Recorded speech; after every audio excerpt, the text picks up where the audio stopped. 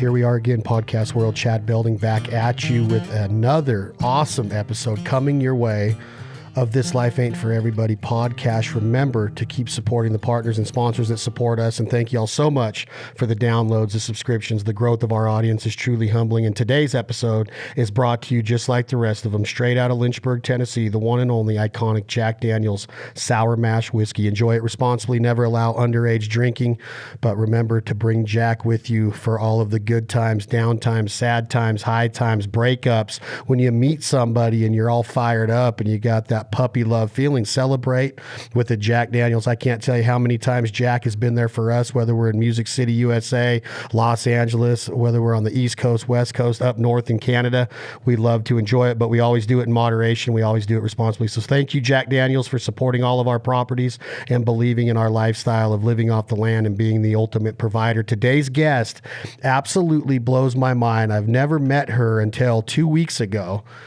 She came out here with a person that you all know from the podcast, Mr. Paul McDonald. You've been listening to a lot of his music on actual episodes of The Foul Life Season 12, airing right now on the Outdoor Channel. The guy is an absolute wizard. He's worked with some of the top musicians of our time. He's so humble. And then he brings this girl out named Leah Blevins to the West Coast. They went on what they called the Stay Home Tour. And that's what we're going to talk a little bit about today. But this girl is so awesome. She's a little angel. And I'm telling you, when her first word came out of her mouth on the microphone on stage 2 weeks ago, you could have heard a pin drop in the entire part of Nevada, Lake Tahoe, where we're at right now. Miss Leah Blevins, how are you today? I am good. Thank you for the introduction. You're so awesome. Could you, is that normal? Like, I know that you're so humble, but Paul, like, literally stood there in like awe of every word you were singing that night. He was your biggest fan, even though he's seen every set in the last 3 months since y'all been on the road 2 months. But was it normal to get that reaction from a crowd that, I know it was, I mean, it's COVID. We had to keep it small, 80 people, but it was unbelievable to see the response to where like nobody said a word. We're usually in a concert, you get a couple people talking because they really don't care about the music. I didn't even make an announcement like, hey, this is about the musicians tonight, when I usually do. You said your first word in the microphone and it was just pin drops could have been heard. And then at the end of every song, it was just a huge applause. Are you used to that? You know, I'm not trying to toot my own horn, but I think it's like when I'm actually in my head and in my emotions, I think people actually connect more so.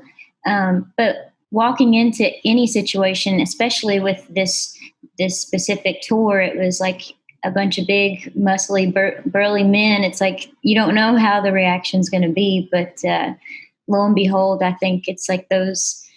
Everyone's in this, like I was saying earlier, just kind of stir crazy in a fog, this, that, and the other. So it's like those real raw moments and songs, I think, is what's connecting and linking people together, if that makes any sense. No, it makes total sense. And I think that it's so cool of having that face-to-face, like, intimacy of, like, from the time you guys stepped into the backyard, these concerts, this tour, Stay Home, was done in backyards. And when you and Paul arrived in your Sprinter van, you'd come down from Montana through the state of Idaho, down through Twin Falls, saw a lot of Nevada, beautiful country where the elk live and the mule deer roam.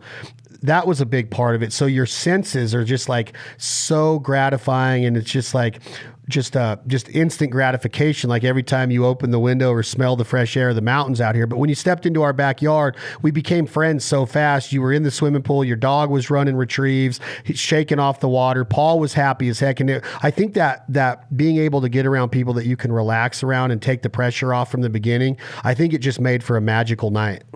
That's exactly what it was. It was just, as soon as we met, we all hit it off and locked eyes, and it was just easy from that point on. And then the more people that were like making their way in, it just felt like family, essentially, on our end, at least. But and does your songwriting science brain light bulb go off in a moment like that? Do you find inspiration or influence in a moment like that, to where you at least might remember something, or the way your body or your mind was feeling at that time, to where you might put pencil to paper and remember it in song? Certainly. I went around to a couple people during the night and was just like actually engaging in conversation.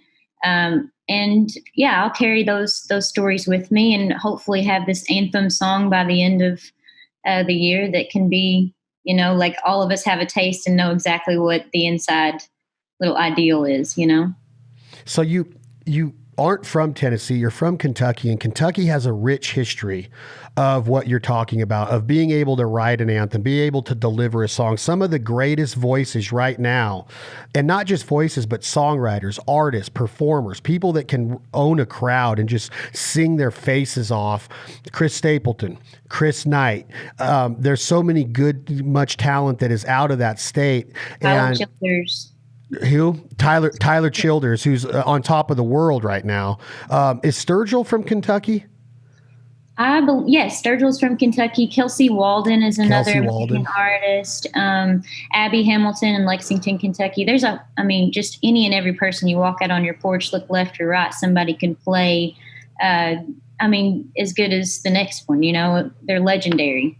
And that's where bluegrass originated, because of it's an actual color of grass. I've had a guy named Kevin Brooks that's from Kentucky on the podcast, and he makes mandolins and banjos, and I got to introduce you to this guy. He would love to meet you, and maybe even make you a custom unit. He's really talented.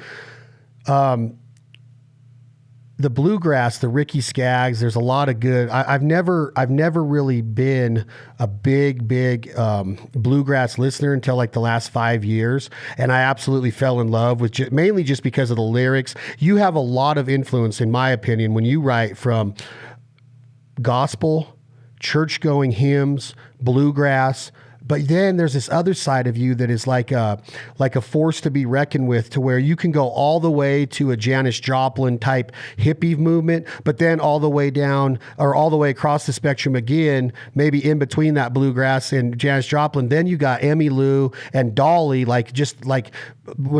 when I tell people female singers in my life, Dolly Parton's my number one of all time. Like, I could listen to Dolly sing the phone book every day. She's so awesome. But there's so many good female singers. It's like a mixture of all of that right there, where you could sit in a church pew and sing Kumbaya and make people go, wow. Or you could be up here doing Me and Bobby McGee with Janis. And then you could sit here right in the middle and do Islands in the Stream and with Dolly and Kenny. And is that how you've kind of manufactured or kind of built your rapport? I think, honestly, to sum it all up, like even this conversation, it's like being able to read the room, being a hypersensitive person, and just like, sensitive in their own right of like actually being unafraid to be that way. And it's like, I think more or less I've taken pinches of every hero or artist, whether that be a man or a woman, along the way, and not mimic it, but just pull something out of it and allow it to kind of seep through with what I hear and comes out of me, for that matter. But so with the names that I said growing up, are you getting influenced daily? Are you a performer at a young age? Are you picking up a guitar? Are you making your mom and dad and siblings sit down, or aunts and uncles, and listen to you sing a song? Or are they so proud of you? They're like, Leah, get up and sing the national anthem. Or how was it growing up? Was music a big part of your upbringing? Oh yeah, absolutely. All of that. And then some. My dad is like this, and he was a senator growing up. But he was like this lover of Elvis Presley and karaoke. So he would come home from these massive events and we would just sing karaoke. And the other end of that, my mother's side of the family, they're all musically inclined through the gospel realm, and then some. So yeah, I can remember as a kid, like probably about 5 or 6, I was kind of bashful then, but that was around when it started, singing in church with my older sister, who was 7 years older than me, and then I have a twin sister as well. So we had this beautiful 3-part family harmony, along with multiple family members as well. But yeah, I'd say started young, and then I can always remember this vividly. It was the Dixie Chicks and the Bee Gees. My mom had these 2 cassettes, and we would ride around in her black Bonneville, and I would try and sound like, humming wise, I would try and like mimic every word of the Dixie Chicks' Wide Open Spaces, now known as the Chicks. Yeah, I think it's kind of, you bring that up. I think what a weird career. What, like, you go from being arguably the top female, trio, maybe female country band of all time. Natalie amazing musicianship with the fiddles and the guitars, but the songwriting, the way that Natalie could put words together was almost John Prine-ish. And then the politics get in the way, and they literally get not laughed out of music, but like gone to where now the world doesn't get to hear them. They've been gone for like 10 years now, if not longer. Now they're back with the Chicks. They take the Dixie off of it. Weird symbolism in their entire career to go from top of country music charts to like gone, like just in an instance. And it's just like, it bugs me in a way, even though I'm kind of opinionated in when you should say things and where you should say it, even though I believe in freedom of speech, there are some lines that have been crossed. But you talk about having something taken away. Like I love listening. What is the song where they're like banging on the buckets and they're talking about, you might be tired, but you ain't haggard. You might got money, but you don't have cash. Remember that one? But you don't have Hank, I think. Long time gone. Can you do a little bit of that? Do you know it? The rest is long time gone. No, I ain't hit a road since I don't know when. That's a blasphemy that I don't know those lyrics, but that's a great. That was my favorite Dixie Chick song. That was my favorite Dixie Chick song. I mean, they were all great. I absolutely love what they did, but to hear you say that you were rolling around in a car listening to Dixie Chicks on a cassette makes me feel old. Like that makes me feel, I'm like, no way they had a cassette. Did they really have cassettes? But they did. But so you're getting influenced. You're listening to Andy Gibb and you hear a song from the 70s, like the disco stuff or some of their love ballads. Like, what's the one that I listen to on the lake all the time about love? How far will your love go? What's the big Bee Gees song? Help me out. How deep is your love? How deep is your love? Okay, keep going. What are their big hits? Help me out here. I got my favorite Bee Gees song, and I'm going to hit myself for not remembering this because I know I do that all the time. I could sing every word, but I'm horrible with like the title and name. Are you? I kind of am. Yeah, shamefully. I just can't. That's How Deep Is Your Love? Yes. How deep is your love? How deep is your love? Is that what you were singing? Yeah. Okay, yeah, that song, holy smokes, man. I know, man. But so you got influence from a great range of voices, the melodies that the Bee Gees could hit. So what's going on now? What's going on when you're turning 14, 15, 16, getting your driver's license? Are you forming a band? Are you doing what other singers do? Are you getting ready for high school? You got a band? Are you in the band in high school? Are you doing drama? How does it start to parlay to where you get ready to make the plunge into becoming a singer-songwriter and even moving to Nashville, Tennessee? Sure. I had a band again with my sisters from like age 14 till I graduated high school. And it was called 7 Feet Under. We did like mainly covers, mainly Miranda Lambert. That was all I ever sang if I did like a solo song. And then to fast forward, it was just like to go to college. There was a music scene in that college town that allowed a bunch of us, what you would say like outsiders, to join forces and what have you. So I got in a group singing background vocals for this guy named Elliot. And there were 4 dudes and myself that moved to Nashville when I was 21. We all just withdrew from college and made the move because we were traveling back and forth and like within that region. So it just made sense. And moved to Nashville. The band, I was doing a little co-writing here and there, trying to get my feel for it.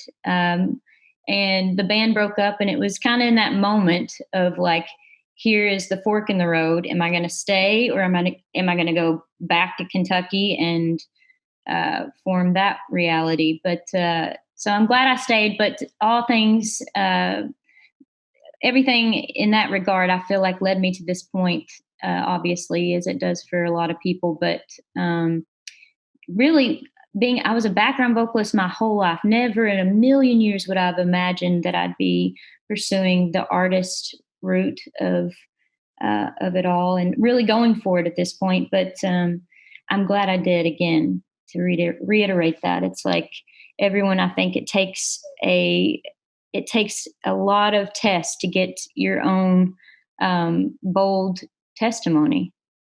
that you can essentially share with the world. But I read things that have been said about you, that you talk about testimony, and people testify that you have a voice where, and I've heard it even said about Paul, that one note and you got it, right? Like the quote is, like an honor. What's that? That's an honor, and very, humbling in its own right. But they say that few artists have a voice you can spot from one note. Is this fair to say? Like, why do they say that about Leah Blevins? Would the same thing be said about Miranda? Because again, I go back to my opinions is when you hear me on other podcasts, I say there's Dolly and there's Miranda. Like, Miranda's the new Dolly to me. She is unapologetic. She's just been there, done that through her personal life, through her upbringing, through her cigarette smoking, through her videos, through the way she dresses, from the way that she puts bands together. Like, the girl is just badass. Like a girl that you would love to hang with. Have you hung with her? I never have. I feel like we have similar circles, but no, I've never met her. I think that's like one of those people that you would try your best to play it cool, but allow the person 45 minutes to gain some composure. Why is she so good? Well, I think it's like you said, she's unapologetic. She's bold. She allows all women. She's allotted a lot of women who are willing to just truly be their authenticity, and continue to try and beat that, and allow those mistakes to not define you, but again, allow you to evolve. And she's done that for many generations at this point. I think her first record was when I was 15. It was Kerosene, and she's continued to outdo herself, I feel like. I feel the same way, and I think that she has a knack for a few things.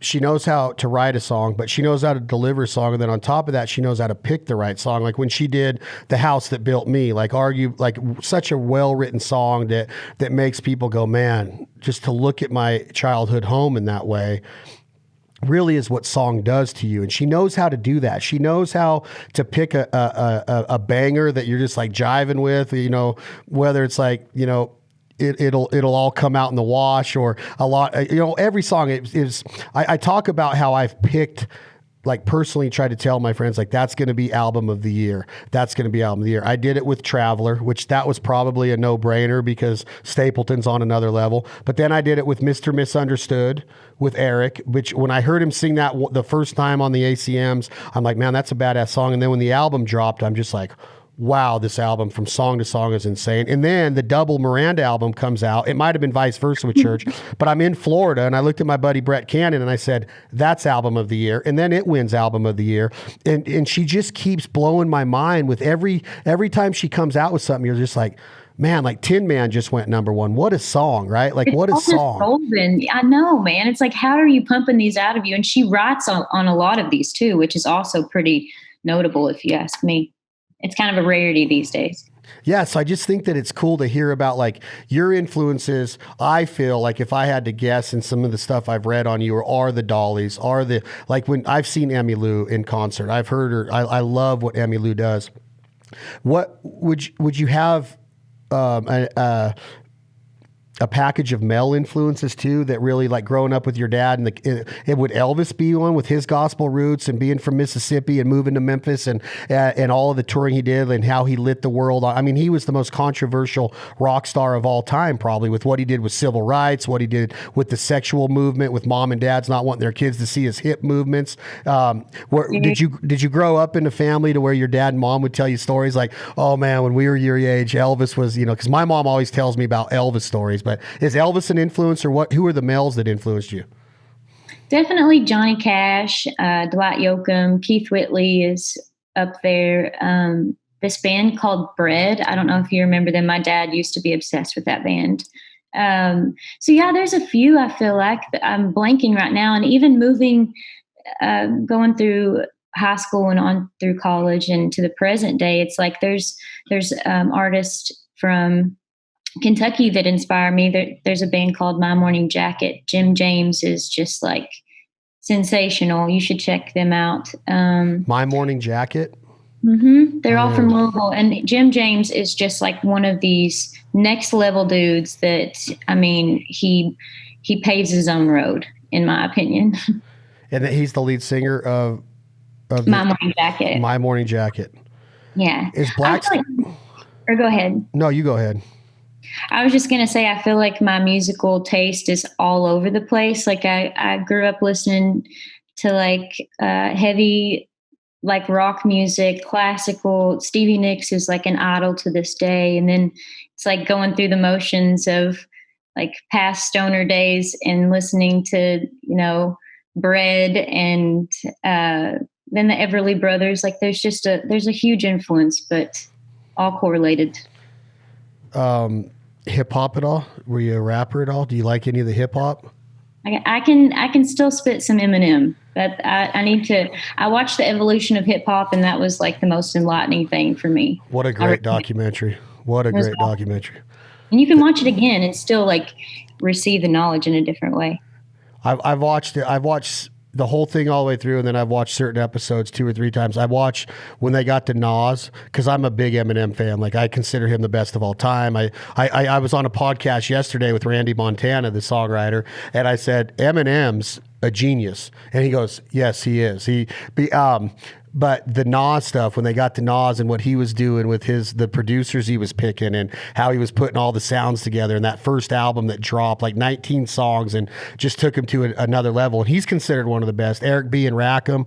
I love the evolution, that whole documentary, but I just love, my whole life I loved raw bass growing up. I could do It Takes Two to Make a Thing Go Right and all that stuff. Just like Fugees. Oh my God, I love the Fugees. I don't know if they're the Fugees were awesome, and the Fugees were they were in the evolution of hip hop a little bit, but yeah, I love a lot of myself. I have a wide range of musical influence too, that I love listening to everything that I grew up on. Still, I could listen to a Quiet Riot album. I can listen to a Cinderella album. I can listen to everybody knows I love Guns N' Roses, but then you bring up somebody like Dwight Yoakam that literally should be played every day on modern country radio, so people and artists that want to make a career in this understand what pure talent is, because that dude is in the top of all time for me as far as songwriting, performing, acting, all of it. Yeah, I had no clue.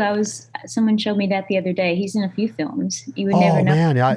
Remember this quote right here? He's like, how we going to practice, Randy? We ain't even got no lyrics. That was Sling Blade. He played the real mean guy in Sling Blade. And then he was at the very beginning of Wedding Crashers when him and Rebecca De Mornay are getting divorced, and Vince Vaughn and Owen Wilson are sitting there at the table, and they're like, well, we see the glass half full. Y'all are seeing it half empty. And he's like, no, baby, you take the Sky Miles. And she's like, you take the Sky Miles. He's like, well, I did earn them. And she's like, well, yeah, traveling to see your whore and all this stuff. You remember that scene at the very beginning of Wedding Crashers? I'm going to rewatch it when we get off this. It's the very first scene of Wedding Crashers. That's Dwight Yoakam getting divorced from Rebecca De Mornay.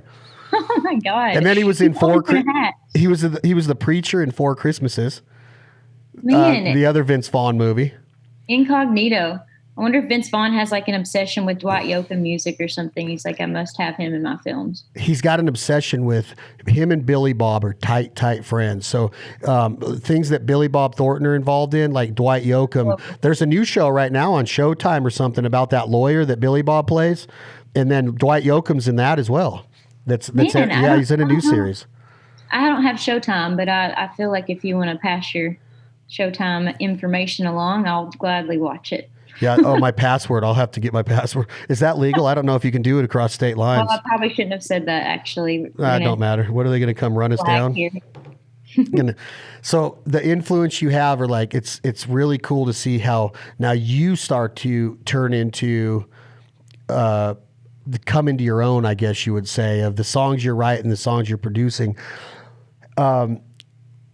What would you say how would you describe your music that people can hear right now? And I want to get into what's going to happen in the beginning of 2021, because I've been bragging. I'm like, dude, this girl, when this comes out, it's going to be like on a different level. But how would you describe it? If I was an interviewer and I said, hey, just describe your music to me, what could I write to my readers? I would say it's emotional and raw in everyday life experiences, very relatable in a gut-wrenching way, but also like a sense of clarity. And the sense of clarity in a song that I listened to today about, there's a song called, there's a lot of hype about the EP you put out, the Runnin' EP. And there's a song on there called I Ain't Good that, the production on it is different from the way I've heard you sing it live.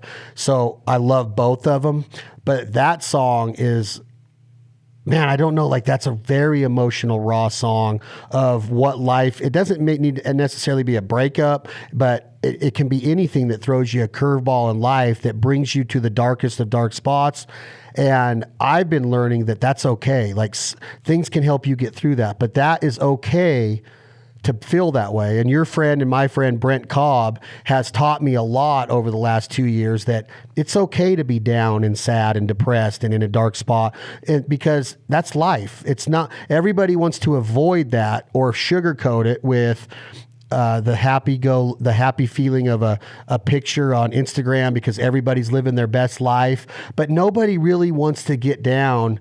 And maybe it's because when I'm feeling down or depressed or sad, I want to be able to come out of it. I want to be able to live that just through me. I don't want to have to put up a picture and get somebody to give me a comment like, oh, hope you feel better, or everything's going to be okay. I don't want that generic pick me up from a bunch of strangers all over the world. That's why I think that there's stuff that's still sacred, Leah Blevins, that you don't have to necessarily have out there on Instagram, to where if it's a love moment or it's a sad moment or it's a moment that should be authentic to you, I don't want a bunch of people to know about it. I want to be able to feel that and not disrupt it or muddy it up by a bunch of comments coming in that people don't really know how I'm feeling. So that's what music does, right? It's okay to be dark. It's okay to be down. So what is that song saying, and what kind of state are you in when you're writing it and getting ready to put it out?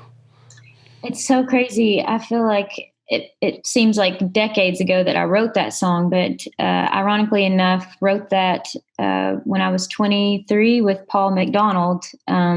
He had just moved back to town. I hope he doesn't get mad at me showcasing the actual meaning behind it. But he was going through like a public divorce, and we were just kind of like feeling out, and I was singing things into the mic randomly over a melody, and a lot of those words just kind of came out with where he was at. And at that time I was in a relationship that was not really fulfilling, and it was more or less my end of saying how I felt, and he as well. And there's this piece of paper that my friend gifted me of Stevie Nicks, and it has a bunch of dictionary writing on the back of it, and Falcon was listed on one of those on the back of that sheet of paper, and it was about deceit and actually renewal from that moment of despair. So we went with I'm a falcon in my sleep. But it's like, again, we all are, to touch base on what you were saying before that, it's like we all are told to like make things picturesque or sweep whatever pain is on the inside under the rug or suppress it. And it's like, we're human, and it's making those things not so taboo to discuss, I think, along the way. But it's also just, again, being taking one for the team and not being, at least in my opinion, I'm unafraid and unapologetic to show all those moments through song or through conversation, And that is why now that you say that, it just brought up another point that I've learned in my conversations with artists like yourself, both of the male and female variety, that you don't own that song anymore. That like you came up with it, but as soon as you put it out to somebody like me, you lost ownership of it. Like that's my song now, right? Yeah. Like here's a quote from Randy Montana that's hilarious in a way. He wrote the big smash hit last year for Luke Combs, Cold Beers Never Broke My Heart, right? Mm-hmm. Long neck, ice cold beer never broke my heart. So Randy writes that song, and at the CMA Fest, he's at Nissan Stadium, and Luke is closing out his set with 70,000 people there, or however many that stadium holds, big, and he closes it out with Beer Never Broke My Heart. Well, Randy's drinking a little bit, and he's got his arm around his wife, and he's got some strangers to his right, and he just leans over to this total stranger, Leah, and he goes, "Hey, I wrote that song." And the stranger finishes taking a drink out of his cup, and he looks over at Randy, and he goes, "Hey, I wrote that song." And Randy goes, "Oh my gosh, that's like the greatest response I could have asked for," is like, because you don't have ownership of the song anymore. That guy's literally sitting there thinking, "I just wrote that song because the football teams let me down. My girlfriend broke up with me. This let me down. But a cold beer has always been there for me," right? And that's what song is. You lose ownership. So when you're in that position of Paul going through the public divorce, which he's told everybody on this podcast, he told everybody about the divorce, and we got into it a little bit, but thank God you're there to be able to put these words down to see what he's going through. And so I'm going to ask you, if you don't mind, can you do a little bit of that one? Yeah, absolutely. I love this song. Thank you. I swear, who would have thought? Again, it's like the one song, little old me. I will do, should I just do like a verse and a chorus? I don't care. I love everybody. You can do a verse and a chorus, because I might ask you to play. Do you remember your set list from when you were here? No, I made it up as I went. Well, you might have to sing a few more of those, because how pretty is the videos that we got there? That was some awesome. Shout out. What is his last name again? Waldron. Well, Tyson killed it, and tell him I said so. He will. He listens to this. He does a good job. Okay, dear. All right. This is I Ain't Good by Paul McDonald and myself.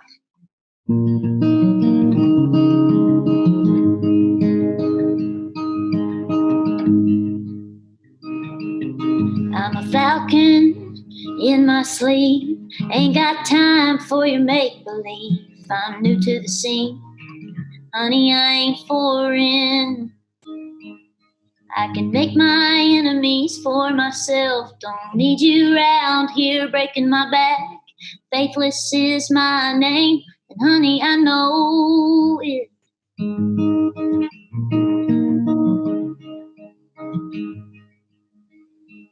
'Cause I ain't good for you now, and I'm tired of you fooling around. You were sweet like sugar, but you're a bitter end. Funny how your loving just came and went. We were good in the beginning, baby, we ain't good right now. I was never good for you anyhow. I was never good for you anyhow. I was never good for you.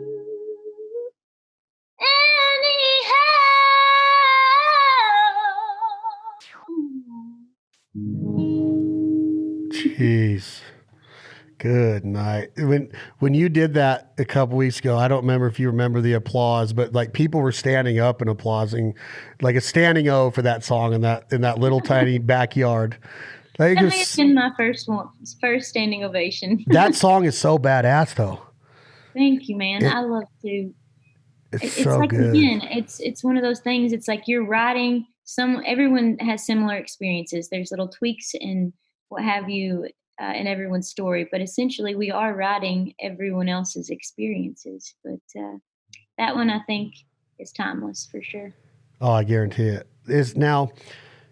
When you start talking about the music business, Leah, and the publishing and putting together an album, which you're doing right now, or you already done it, which we'll get into. I don't know how much you can let out, or you can tell us what you want or how much you want. But does an old song that was on an EP that many years ago have a chance to make like this first big release that you're having produced? Like it's going to be a masterpiece. Does it have a chance to make it on there? Absolutely.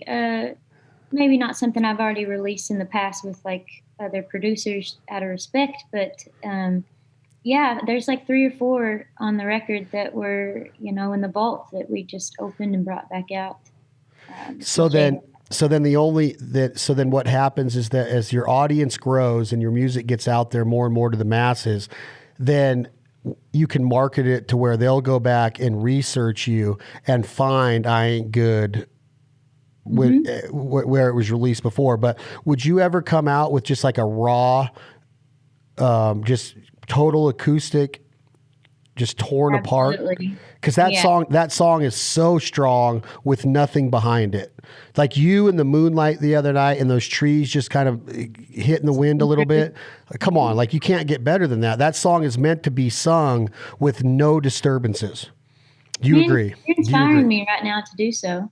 I feel like what else we got going on other than to work on videos and content and all that jazz. But I would love to. I feel like that's how it all begins for me, is just an acoustic guitar and sitting down and actually focusing on what I want to say. And so it's all full circle at that point. Well, the best part about it is that we already have it.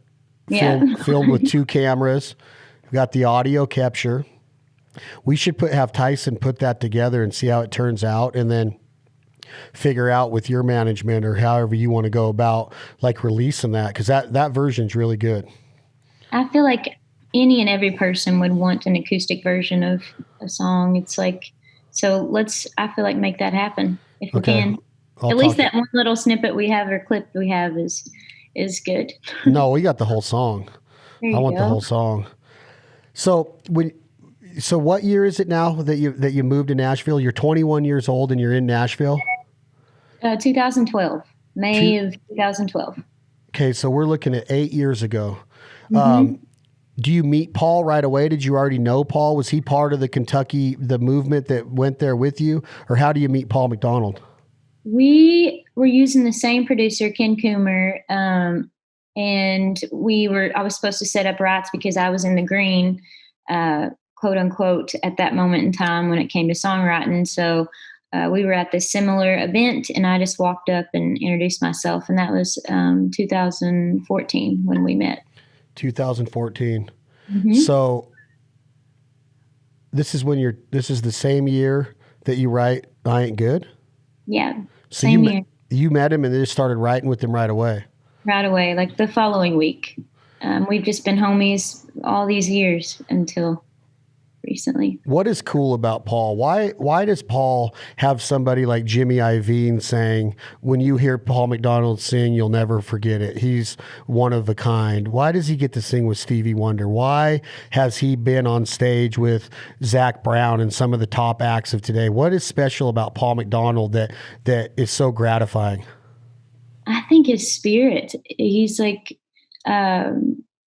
his spirit is like undeniably like captivating. Like he's got like that, minus that big smile that he has when you first meet him, but he's a very genuine person behind the scenes and in front of regardless of the amount of people. But yeah, I would say he's got one of those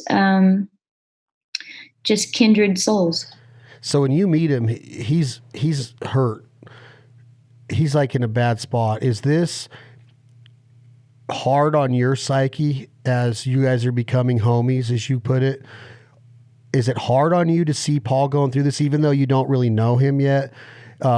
Because he does have that spirit that you know how big his smile is and you know how sweet of a human being he is. But when somebody's hurt, is it bringing you down? Are you in a place right now to where you get to be his rock a little bit and you guys start to build this friendship and this foundation of songwriting majesty together because of his pain? You start to really be there for him and you can not be there for him?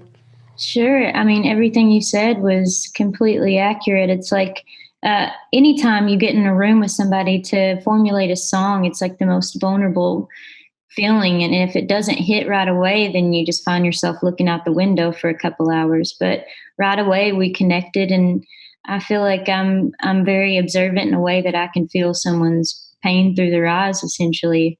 That may be too hippy dippy, but it's like I think more or less, yes, I felt his emotion, and he probably read me as well, because it's like misery does love company. So you can kind of gravitate to the ones that are like-minded and whatever feeling they're having, I guess. But yeah, we connected right away, and that's why we were able to write that song, I feel like.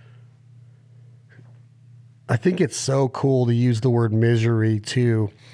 not cool, but there's a word, there's something that comes out of misery that I go back to. In social media and in today's world, it's so easy to look at everybody's best life and all the smiles. But even when you take somebody that you think is on cloud nine, let's take the biggest musicians in the world, the best athletes in the world, the richest people in the world, like even Merle Haggard, who is considered by many the best country voice of all time, which it's hard to argue that.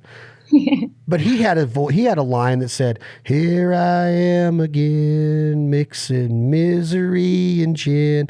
And when you hear that song and you listen to it broken down, you're in a honky tonk around a pool table with your friends and it comes on and you're toasting and you're just listening to Merle. But when you break it down, Merle is hurt. Merle is Paul McDonald in 2014 and Leah Blevins in 2014.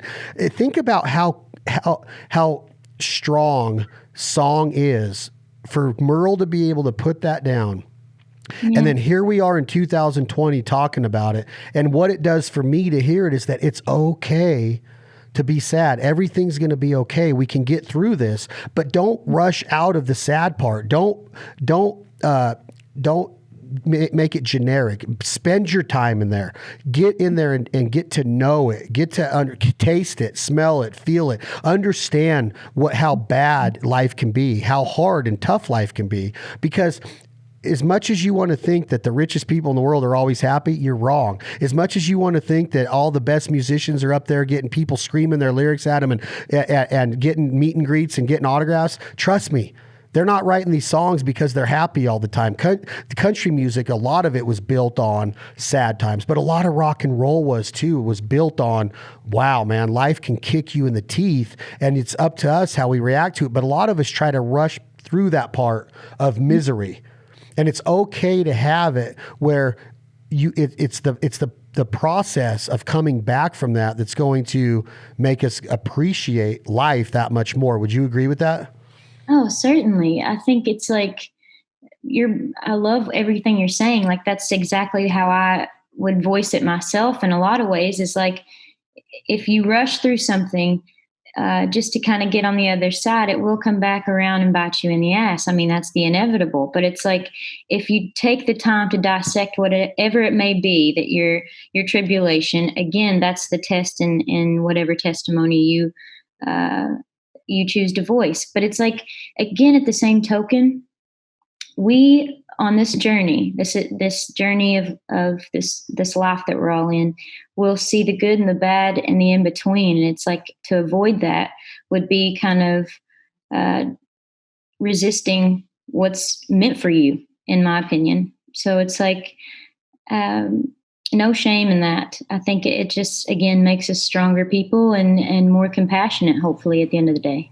Because a lot of times in life, Leah, when you start breaking down life, I remember being young and hearing people say, take this time to work on yourself.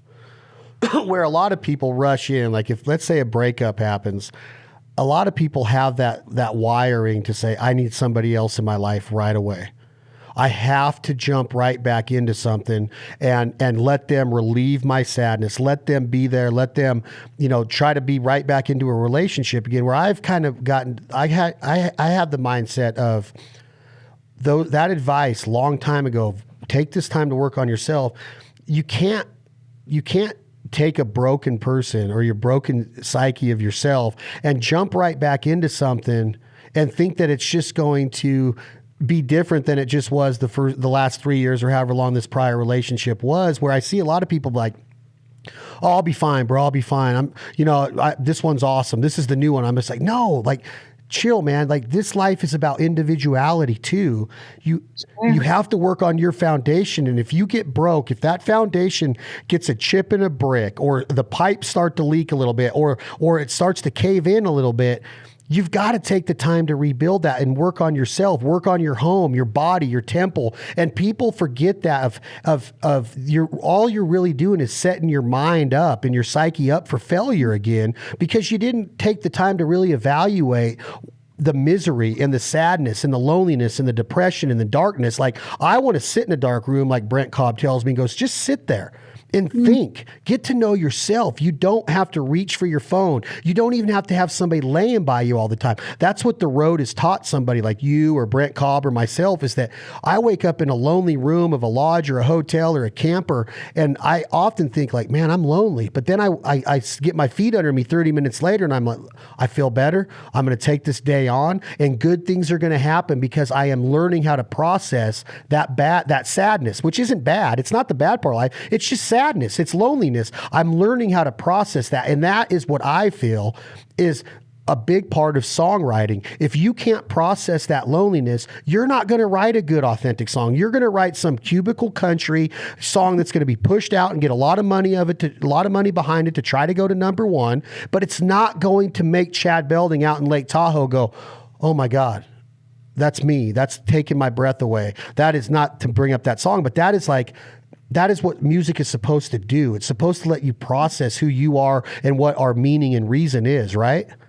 Absolutely. It's the one thing that we all, again, to be cliche, it's the universal language. And it's like, if one person came to me and said they didn't have something like some connection or musical attachment to like a memory, then I think it'd be a lie. It's like, I also think it depends on the person, because some people are able, like you look at a doctor, they can just shut off and go perform. It's like, I think within every job description, you have to kind of put on the helmet and walk in. But yeah, I think more or less you hit the nail on the, or hit the, what is the expression? The nail on the head. Yeah, you had it right. Yeah, there you go. with everything that you just said, it's like, I would much rather hear a song that's going to bring tears to my eyes for whatever reason, whatever that speaks or says about me.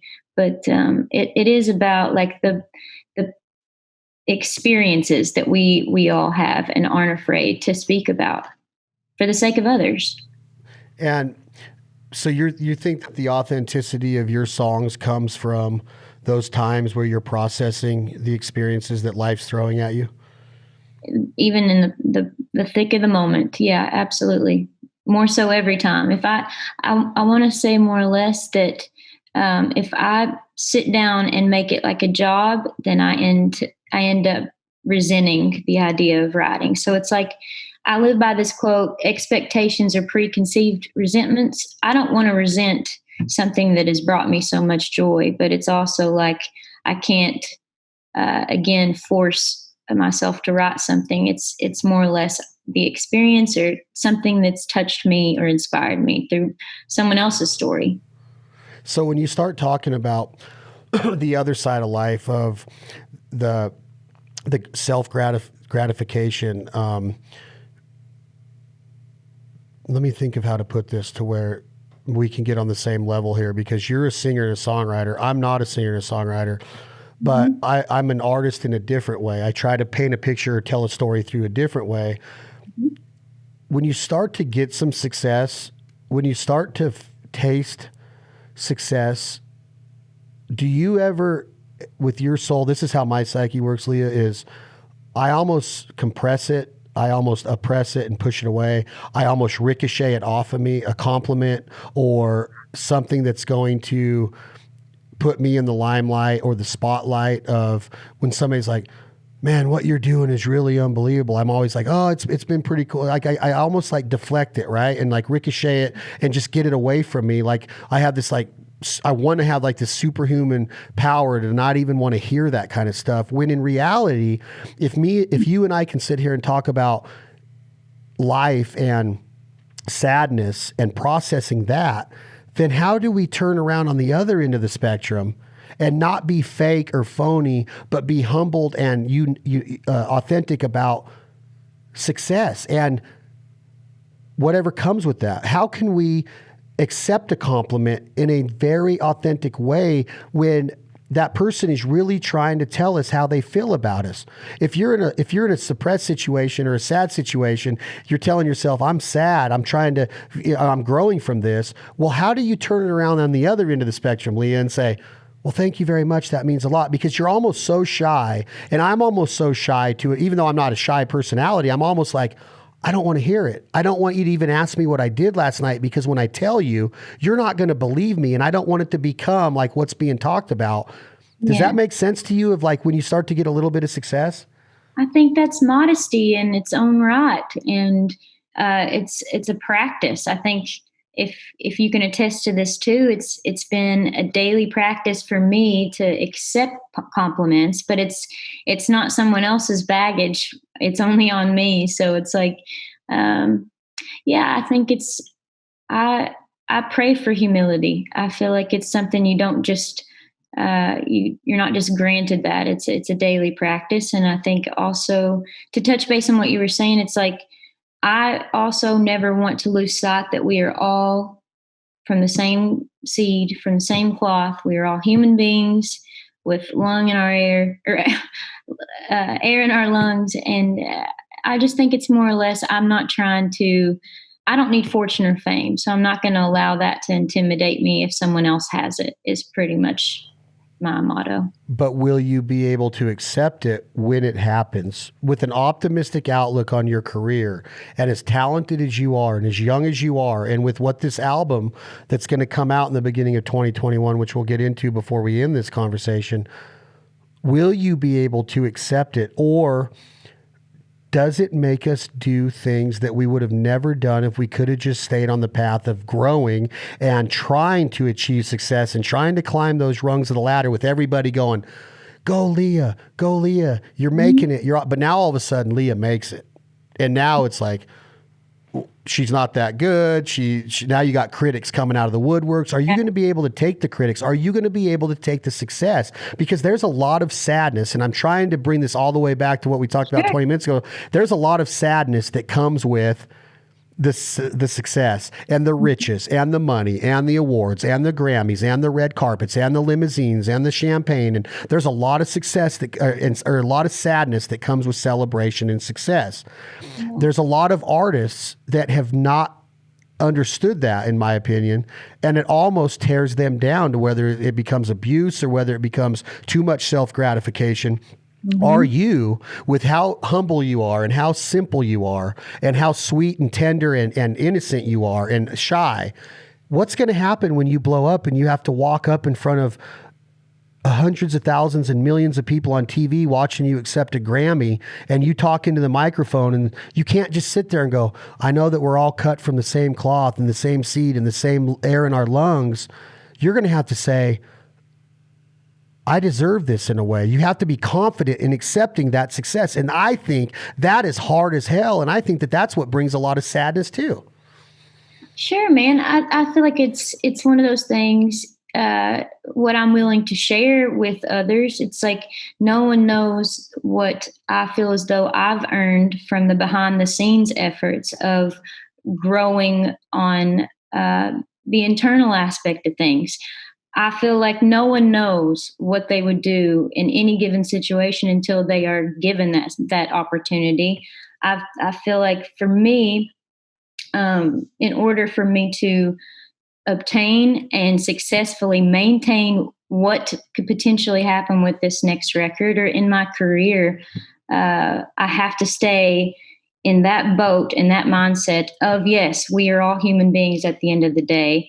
I would accept what is given to me because I earned it as a person and an artist. It's like it takes a very rare person to endure this path of just subjecting yourself to the world, essentially. But yes, I know that I will step up to the plate every single time. Nice. And do you feel in your psyche that it's coming? I do. I think I've been in this preparational season for a while now. And like everybody else, there's so much uncertainty. It's like I don't want to get too much into the future tripping aspect of things. But right now I feel like I'm being prepared for something greater than myself.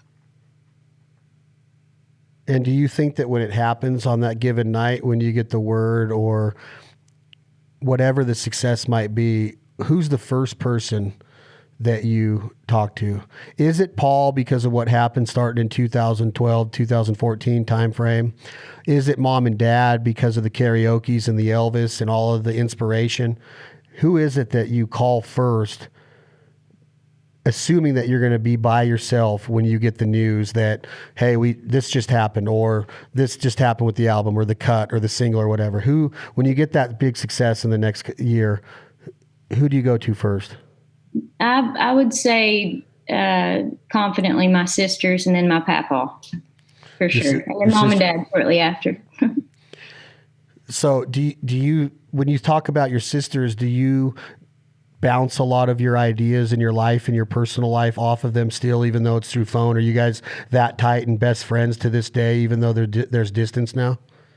Yeah, definitely. I think even more so now that we're all at this age in life and just different paths. But yeah, I think more or less it's like that bond can never be broken. And musically, I owe all the credit in the world to them for me being where I'm at today. What are you thinking then? I want to get into another song from that night. What were you thinking when you, or not just that particular night, but how does an artist look at a fan or a potential fan? And I think you've already said it. Is it just that your honesty is going to come out and then it's up to us on how we accept it? That's all. Yeah, that's it. Like no one would ever expect again to walk into a place with all your friends are these massive muscle bearded guys for someone to just sing from where I'm at. You would never anticipate that to be the case, but it's like, again, just being honest, being real, staying true to who you are is the only, I think, successful way, if you want to use that term, or if I want to use that term, to go about it. And then organically people actually are much more drawn to that than this facade that people put money behind. Do you know the only complaint that I got about that night? Do you want to know what my only complaint about Leah Blevins that I got was? Oh, Lord, let's have it. It was a kind of a positive complaint, but I heard from at least 10 people that they were irritated that you didn't have more merch. This is an issue.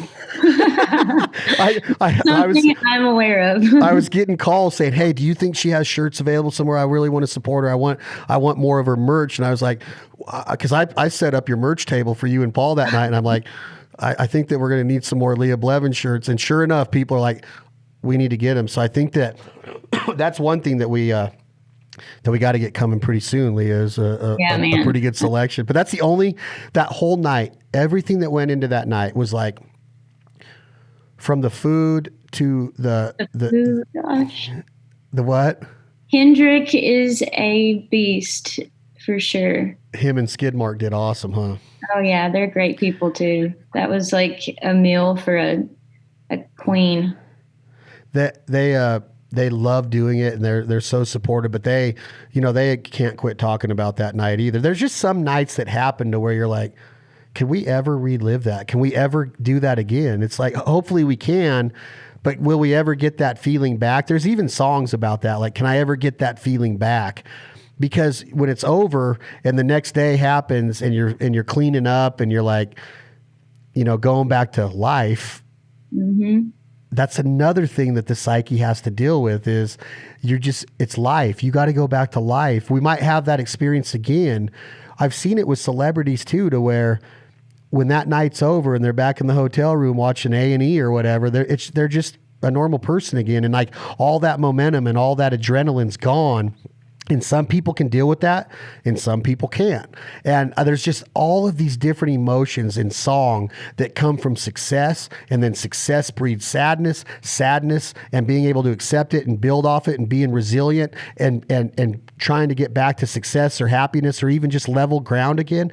That's what's so badass about life, is that people just look at it as going through the motions a lot of the times, when I'm trying to like really dissect how things happen. Because if I didn't do that, my life would be a freaking circus, like just a whirlwind. Like I look down at my phone today and I'm like, is it really already August 13th? It's been 2 weeks since you played here already. And it seems like it was last night. our lives, my mom and dad always said, wait until your life goes by fast. And I'm like, nah, it's going to be good. This summer should have gone by slow with COVID and everybody staying home. You would think it would go by slow, and our lives are flying by, Leah. It's like you got to stop and pump the brakes and go, man, how special and magical was that night? And I don't want to get away from the ability to do that because I don't want it just to be another night. And that wasn't just another night, right? That was an amazing, like the entirety of the day was just like I think one for like the books, but it's also just knowing that once you do hit a certain age, you got about 20 minutes here on this earth. If you really think about the just the legacy of it all, you know. Do you like the hat I'm wearing?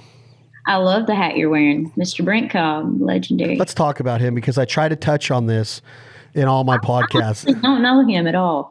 I've never met him in person, but I do commend him on his writing skill, and his music is got me through some tough times. He's amazing, isn't he? Yeah, man.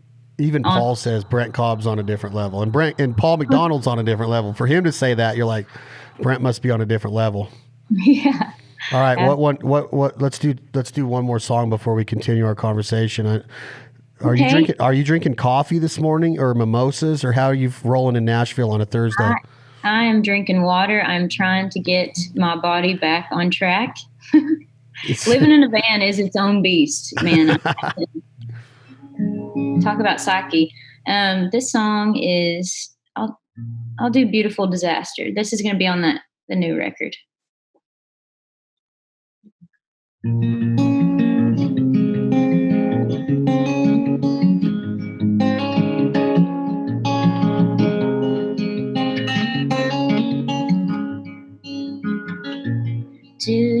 years too late, different directions. You turned cold, so I drove south. Didn't leave my baggage behind, no, it's always with me. 'Cause you know misery works best with company. Am I real estate, inspired by numbers with a smile on my face? Was it real or fate, our life and evermore? 'Cause I can't own what I let happen. Darling, I'll love you forever and after, yeah.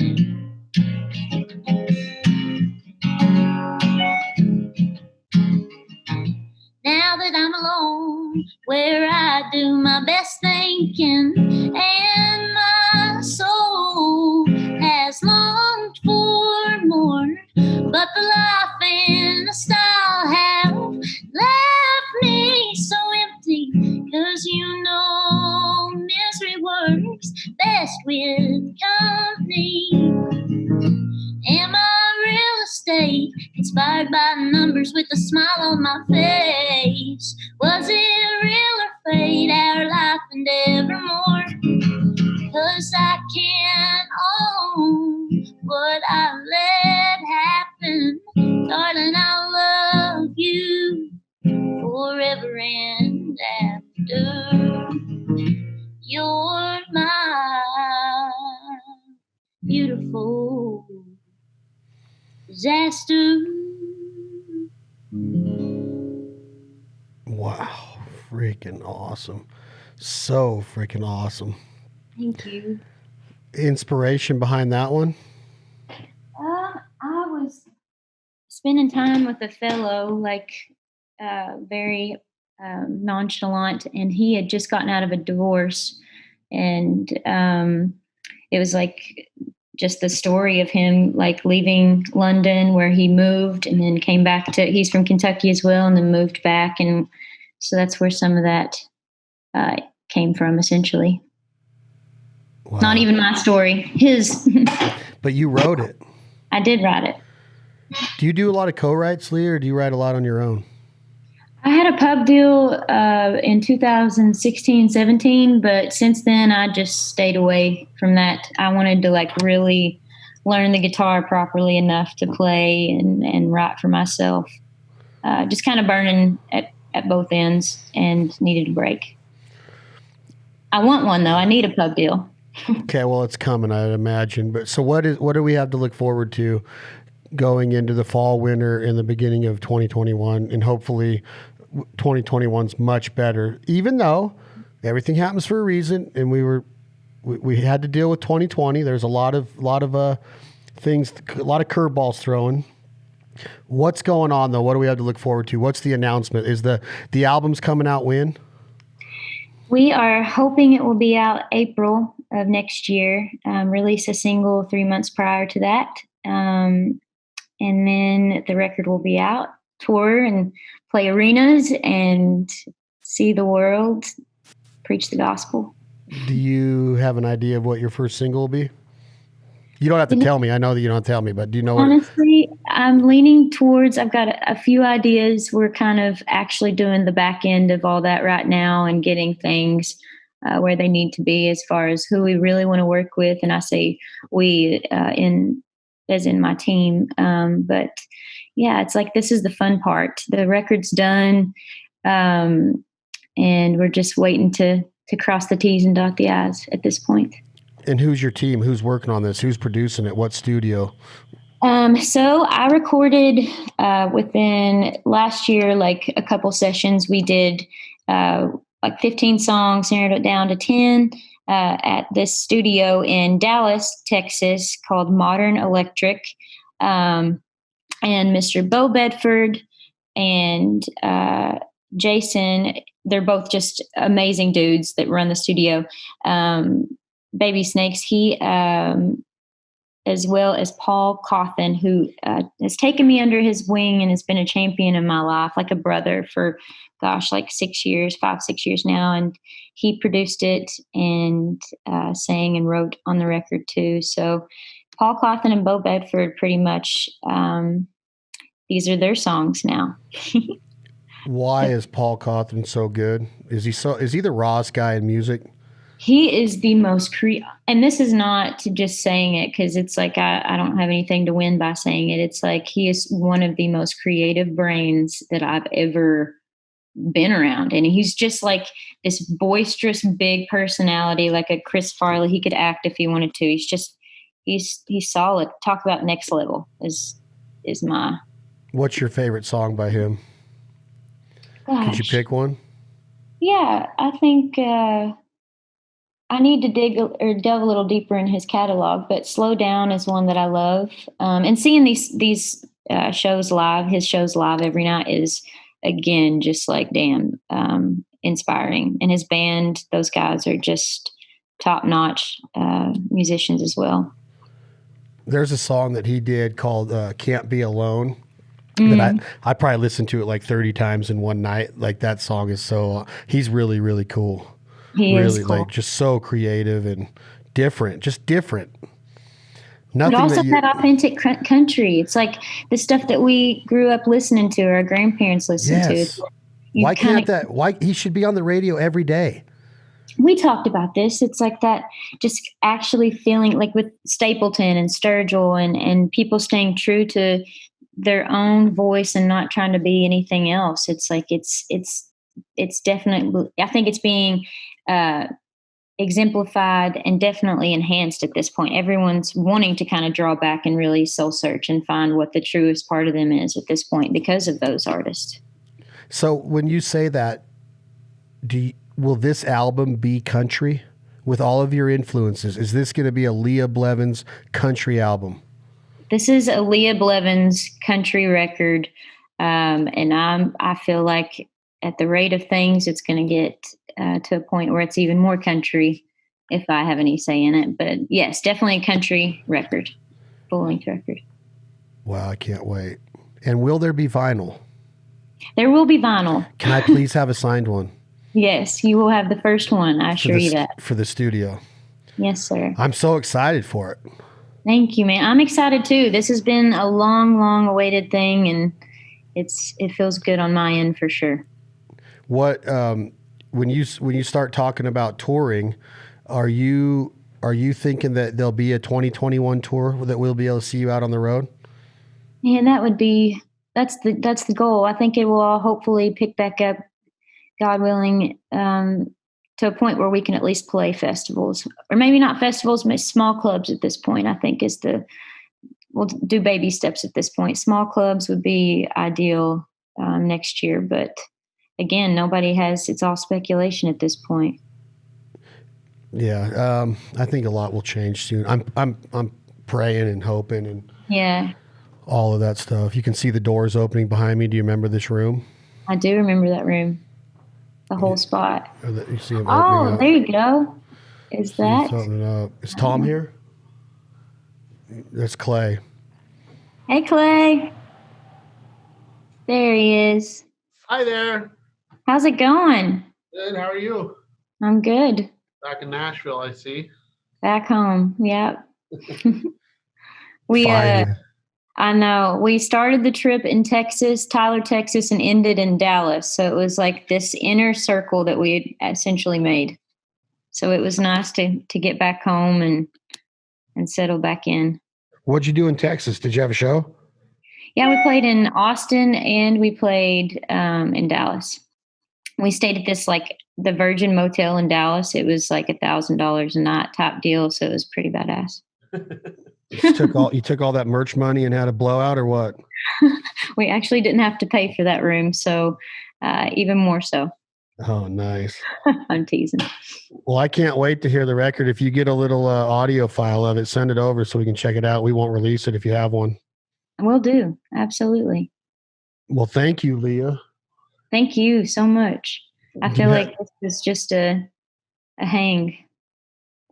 It's always just a hang. We'll do it. I want to do some more leading up to the release of the record.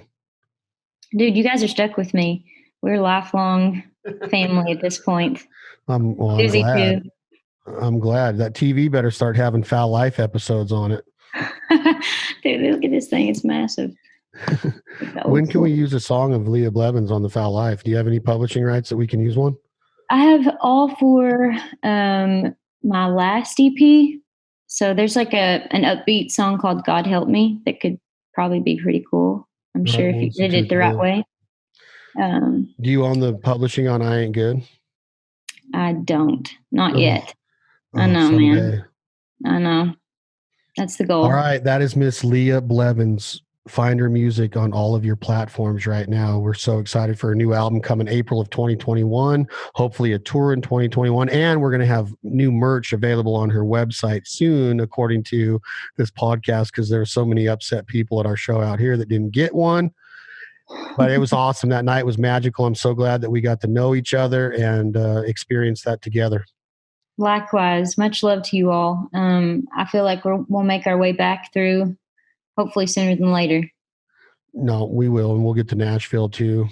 This has been another episode of This Life Ain't For Everybody podcast. Please continue to support the partners and sponsors that support us. Jack Daniels, thank you so much for supporting us. And we love having you by our side more times than not. But of course, in moderation, never allow underage drinking. Always enjoy Jack Daniels Tennessee Sour Mash Whiskey responsibly. Tom, hit that button. Leah, we're going to go out with one of your songs. What song can we go out with? Which one? Give us one to go out with. Say God Help Me. Tom, this will be Leah Blevins, Tom and Jake, Leah Blevins, God Help Me. Thank you all very much for joining us for another awesome episode of the podcast.